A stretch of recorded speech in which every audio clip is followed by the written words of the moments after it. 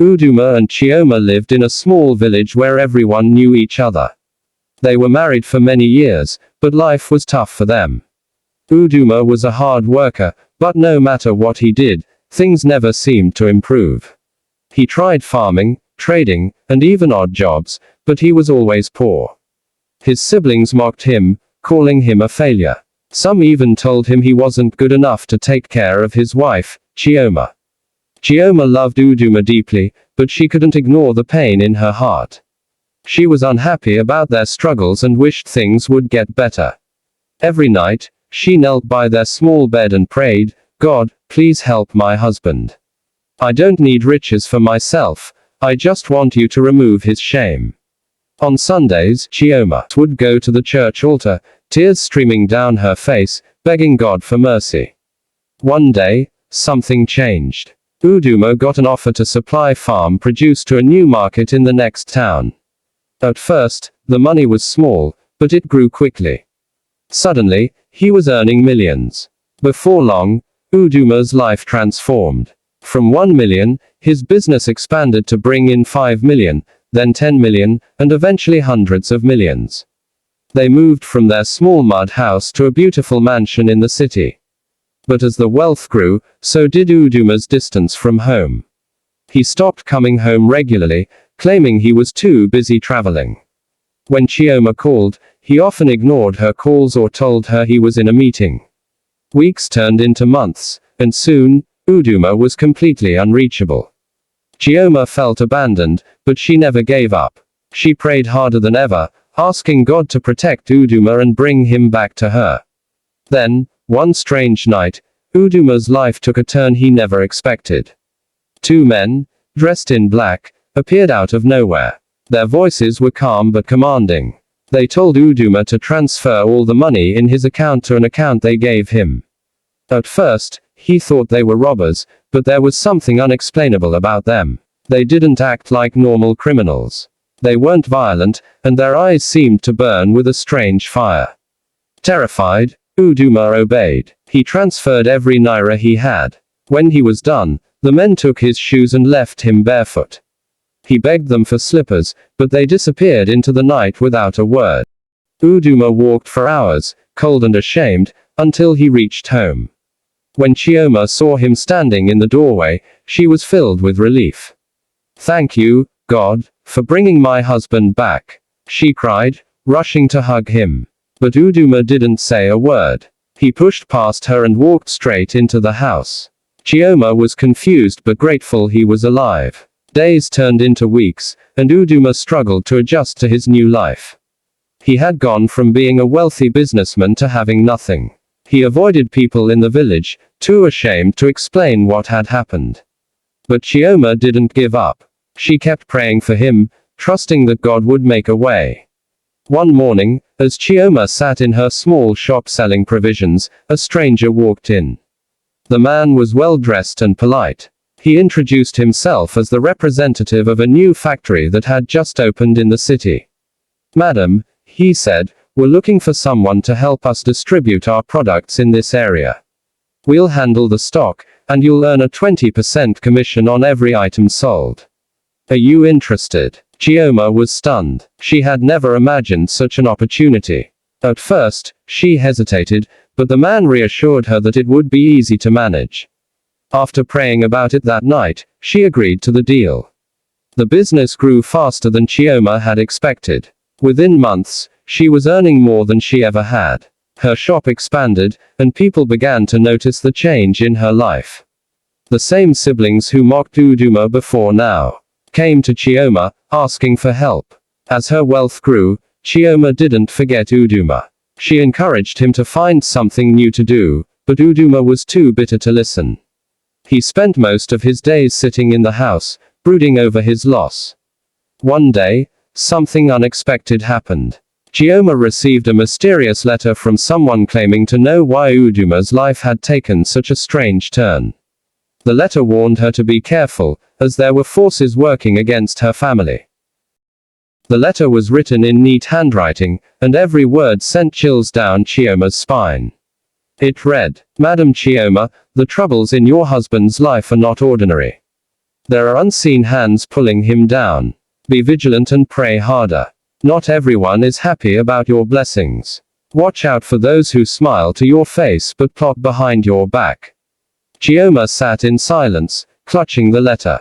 She thought about all the people who had mocked her husband and the suddenness of the downfall. Could someone have caused this?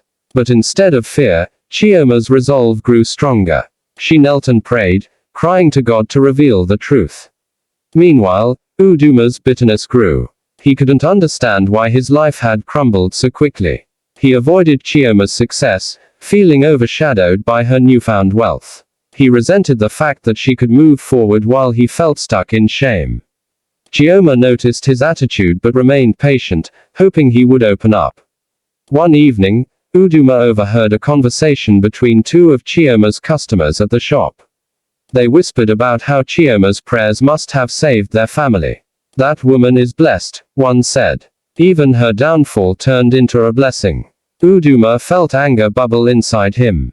How could they talk like that when he had lost everything? Fueled by jealousy, he stormed into the house and confronted Chioma. Do you enjoy seeing me like this? He shouted. Is this what you prayed for? To make me a failure while you succeed? Chioma was stunned by his outburst. Tears welled up in her eyes as she tried to explain. Uduma, everything I prayed for was for you. I asked God to bless you, to lift you up. If I've gained anything, it's because God hasn't forgotten us. This is our blessing, not mine alone. But Uduma didn't want to hear it. He stormed out of the house, leaving Chioma sobbing. As the weeks passed, Chioma noticed strange things happening around her. Her shop began to attract unusual visitors, people she had never seen before. Some came with kind words, while others stared at her with cold eyes. She felt uneasy but tried to ignore it, focusing on her business and prayers. One night, she had a dream. In the dream, she saw Uduma standing in the middle of a dark forest, surrounded by shadows. The shadows whispered his name, pulling him deeper into the darkness. Chioma tried to call out to him, but he couldn't hear her. Suddenly, a bright light appeared, and a voice said, "Your husband's freedom is tied to your faith. Do not stop praying." Chioma woke up in a cold sweat. The dream felt too real to ignore. She decided to fast and pray for 3 days, asking God to reveal the root of their troubles. On the third day, something remarkable happened. A man came to her shop, an old herbalist from a nearby village. He greeted her warmly and said, "Madam Chioma, I was passing by and felt led to stop here. I sense you have been facing many battles. Do not be afraid, but there is something I must tell you." Chioma listened carefully as the man continued. "There is a curse tied to your husband's family. Long ago, his ancestors made promises to the spirits of wealth but failed to honor them. The blessings Uduma enjoyed came with a price. The wealth could not last because the foundation was flawed." Chioma felt her heart sink. Could this be true? Was Uduma's suffering caused by something beyond their control? She asked the herbalist what they could do. "The spirits have no power over you if you stand firm in prayer," he said. "But your husband must be willing to let go of his pride and join you in seeking God's mercy. Only then can the chains be broken." Chioma thanked the herbalist and went home, determined to share what she had learned with Uduma. But when she told him, Uduma laughed bitterly. "So now you're blaming spirits for my failure?" He scoffed. "Maybe you're the one who cursed me." His words cut deep, but Chioma didn't give up. She prayed harder, asking God to soften Uduma's heart. Then, something unexpected happened. A young boy from the village came to their house, carrying a package. He said it was from an unknown sender. Inside the package was a small, dusty journal. When Chioma opened it, she realized it was an old family ledger, filled with strange markings and entries about sacrifices and promises. As Uduma flipped through the pages, his face turned pale. He recognized his grandfather's handwriting and read about the deals made with the spirits. For the first time, he believed Chioma's words. That night, Uduma knelt beside Chioma for the first time in years. Together, they prayed, asking God to break every chain holding their family down. As they prayed, Uduma felt a strange peace wash over him. He didn't know what would happen next, but for the first time, he felt hope. The next morning, a knock came at their door. It was a man in a white igbada, carrying a briefcase. He introduced himself as a representative from an international organization and said they were looking for local businesses to partner with. Madam Chioma, he said, we've heard about your shop. We'd like to work with you. Chioma was speechless. She accepted the offer, and the partnership brought in more wealth than she had ever imagined. Uduma, humbled by their journey, started helping with the business. But deep down, Chioma knew the battle wasn't over. The shadows from their past still lingered, and she wondered what challenges lay ahead. As Chioma and Uduma began to rebuild their lives, things started to improve, but there was an uneasiness that neither could shake. Though the newfound partnership brought financial stability, Uduma often stayed quiet, haunted by the journal and the strange events that had unfolded. Chioma, on the other hand, focused on growing the business, yet she kept a watchful eye on Uduma, hoping his heart would fully heal from the bitterness he had carried for so long. One evening, as they were locking up the shop, a middle-aged woman dressed in a faded green wrapper approached them. She looked tired, her feet dusty from walking long distances. Please, I need to speak with you, she said, her voice soft but urgent. Uduma was wary and tried to dismiss her, but Chioma, sensing something important, invited the woman in. Her eyes locked on Chioma. You don't know me, she began, but I've been sent to warn you. Chioma and Uduma exchanged worried glances, but the woman continued. I am from a neighboring village. For years, my family suffered because of a debt left unpaid by my grandfather. Curses like this, they don't just disappear. Even though you've begun to rise, the ones who laid the foundation of this trouble will not rest. They will come for you again. Uduma's jaw clenched, and Chioma felt a cold shiver run down her spine. But we've been praying, Chioma said firmly. We trust that God is on our side. The woman nodded. Your prayers have protected you so far, but the fight is not yet over. There are forces watching, waiting for a moment of weakness. Be vigilant. Without another word, the woman walked out of the shop, leaving Uduma and Chioma in silence. That night, as Chioma lay in bed, her mind raced with questions. Who had sent the woman? Was this a test of their faith? Uduma, however, remained skeptical, brushing the incident off as a coincidence. The following week, strange things began happening again. The shop's supplies were delayed without explanation. Some of their products spoiled mysteriously, even though they were stored properly. Chioma noticed unfamiliar faces loitering near the shop, watching her with cold, unreadable expressions. Uduma tried to keep calm, but he couldn't shake the growing fear inside him. One evening, he snapped. Chioma, maybe we should just sell the shop and move away, he said. I'm tired of all this. Chioma shook her head. Running won't solve anything, Uduma. We have to stand our ground. This is our blessing, and I won't let anyone take it from us. But Uduma's resolve was weakening. That night, he had a vivid dream. He was back in the dark forest from Chioma's earlier dream, surrounded by shadows.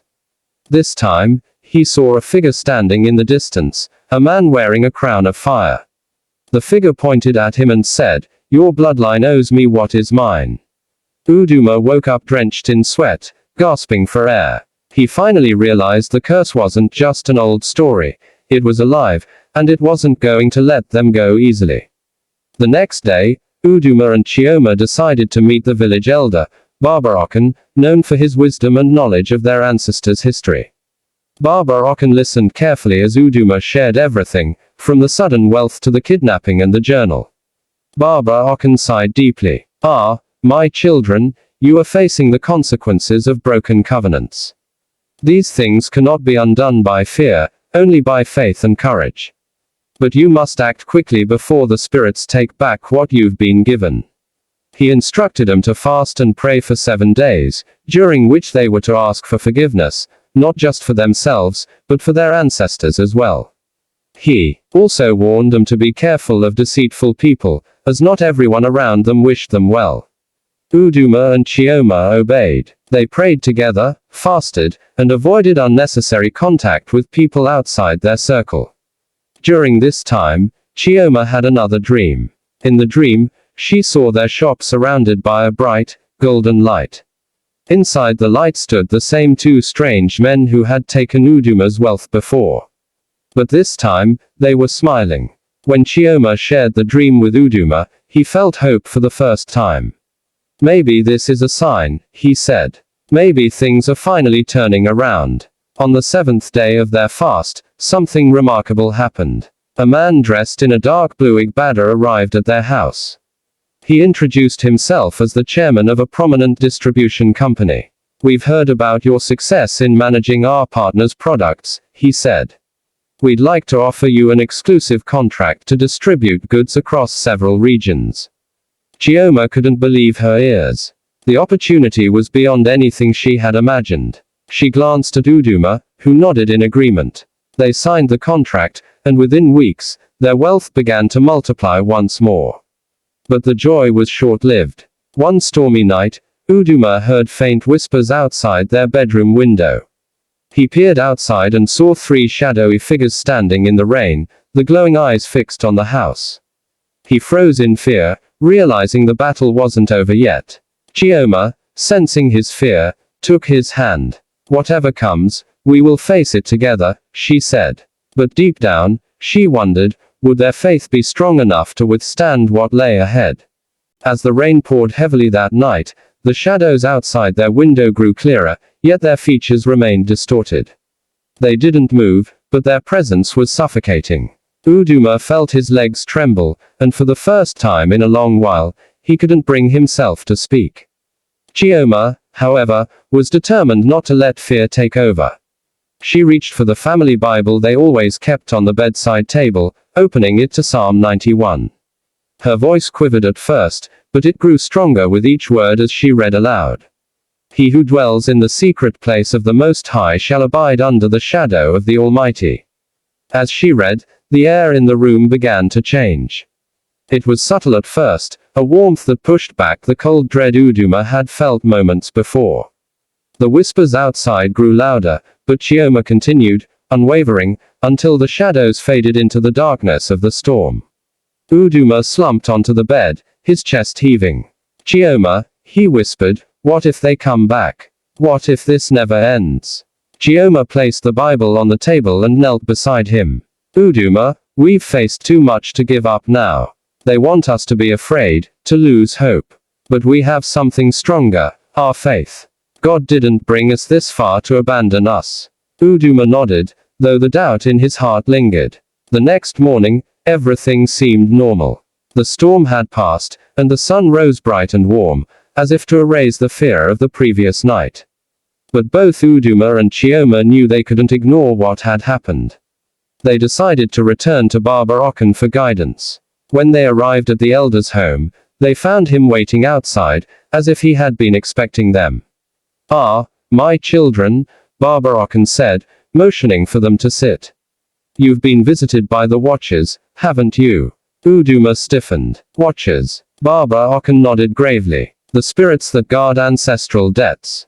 They've been awakened because you're breaking the cycle, stepping into a destiny that was never meant for you, at least, not without a price. But fear not. There is a way to end this." "What must we do?" Chioma asked, her voice steady. Baba Okan's gaze softened. "You must go to the village shrine, where your ancestors made the covenant. There, you will renounce every claim made against your family. But be warned, it won't be easy. The spirits will test you, and only your faith will see you through." The thought of returning to the shrine filled Uduma with dread. He remembered stories from his childhood about the place, the eerie silence, the strange symbols carved into the ancient stones. But Chioma, resolute as ever, took his hand. "We'll do it together," she said. The following evening, they set out for the shrine, guided by Baba Okan's instructions. The path was narrow and overgrown, winding through the forest like a forgotten memory. The air grew heavier with each step, and the sound of the crickets and night birds seemed distant, as if muffled by an unseen force. When they reached the shrine, it was exactly as Uduma had imagined. The stones were ancient, covered in moss and strange carvings that seemed to glow faintly in the moonlight. A cold wind blew through the clearing, sending chills down their spines. Baba Ocken handed him a clay pot filled with oil and a bundle of white cloth. Light the oil and wrap yourselves in the cloth, he instructed. Then kneel before the stones and speak these words: we break every bond, every curse, every chain of the past. We stand free, under the covering of the Most High. Uduma hesitated, but Chioma began without a second thought. She poured the oil into a small bowl, lit it, and draped the white cloth over her shoulders. As she knelt before the stones, she began to speak the words Baba Ocken had given them. The air around them began to shift. The glow from the carvings intensified, and a low, rumbling sound echoed through the forest. Uduma, trembling, followed Chioma's lead. As they spoke, the rumbling grew louder until it became a deafening roar. The ground beneath them shook, and the light from the carvings shot upward, forming a pillar that seemed to pierce the heavens. Uduma felt an overwhelming sense of pressure, as though invisible hands were pushing down on him. But Chioma's voice never wavered. She gripped Uduma's hand tightly and said the final words: we stand free, under the covering of the Most High. The moment the last word left her lips, the pillar of light shattered into a million tiny sparks, disappearing into the night sky. The rumbling ceased, and an eerie silence fell over the clearing. Baba Ocken stepped forward, his face a mixture of awe and relief. It is done, he said. You have broken the chains. But remember, this freedom comes with responsibility. Walk in faith, and guard your hearts. As they made their way back home, Uduma felt a strange lightness, as if a great weight had been lifted from his shoulders. But deep down, he couldn't shake the feeling that their journey was far from over. Chioma, on the other hand, walked with renewed determination. She knew that challenges would come, but she also knew that with faith, they could overcome anything. And somewhere in the distance, unseen eyes watched their every step, waiting for the right moment to strike again. The battle has just begun. Will Tom and Joyce find the strength to overcome the unseen forces threatening their lives? Stay tuned for the next chapter of this gripping journey, where secrets will be revealed, alliances tested, and destinies rewritten. Coming soon.